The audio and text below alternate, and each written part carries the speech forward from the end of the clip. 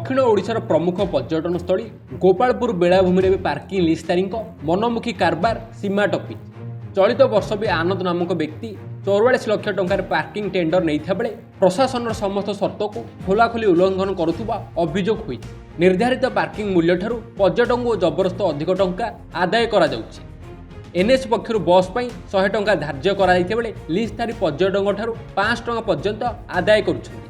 आश्चर्यर विषय सरकारी सूचना फलक बस पार्किंग दर को चतुरतार सह काटी दि जाइछि। सेभଳି 2 चकिया और 4 चकिया गाड़ी मालिक को शोषण करा जाउछि। नो पार्किंग जोन रे गाड़ी रखा फल संध्या समय पर्यटक चला बुलारे बाधा सृष्टि होगा सह दुर्घटना आशंका बढ़ुछि। लिस्तारी एभली दादागिरी जो गोपालपुर प्रति पर्यटक मध्य असंतोष बढ़िबारे लागिछि। मो ना हूँ अभय, घर हूँ नयागढ़ जिला इकिरी पंचायत नयागढ़ ब्लॉक इकिरी जीपी। मु बस चलाए टूरिस्ट बस नहीं कि नयागढ़ आसी आज बुलिया गोपालपुर बीच मु पार्किंग करने बस को भीतर को नेला बेले पार्किंग दायित्व थिबा महिला माने गोपालपुर बीच रे से माने मते पैसा मागी केते टंका ना 500 टंका 500 टंका मना करली।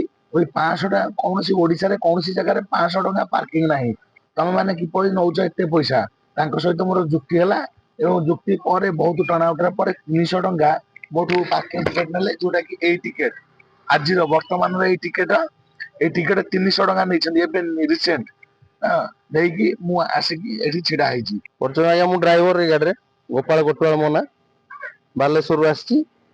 एडू पिला आछंती कोचिंग पिला इंस्टीट्यूट पिला जो ट्यूशन पिला जो बोलजंती आछंती बुलिया को पिकनिक बुलिया को आछंती 500 टका गया एटा देखु ना पर्चिटा एटा आया बोर्ड रे तो आमे देखिनु आमे आसु भी जते से तंगरो नौजंती फास्ट रो तार पहिला बे भी सुनना 500 टका कहउजंती ना बड़ गाड़ी 500 टका दवा को पड़ियो इंडिया को जहाँ पर्यटन शिल्प को गुरुतर भाव प्रभावित करुछि।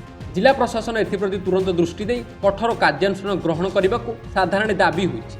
मु पुरुषोत्तम बेने अफसर गोपालपुर जेगी बी आनंद राव तांको कॉन्ट्रैक्ट दिया है और प्रत्येक बस 100 टंका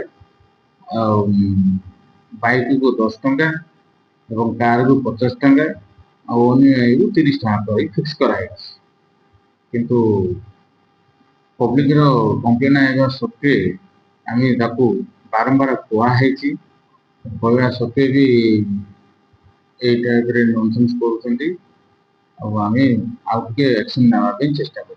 आज डिस्कशन विषय थिला नाही किंतु से आपण जदी हाइलाइट करछंती ताले मु कथा कहू।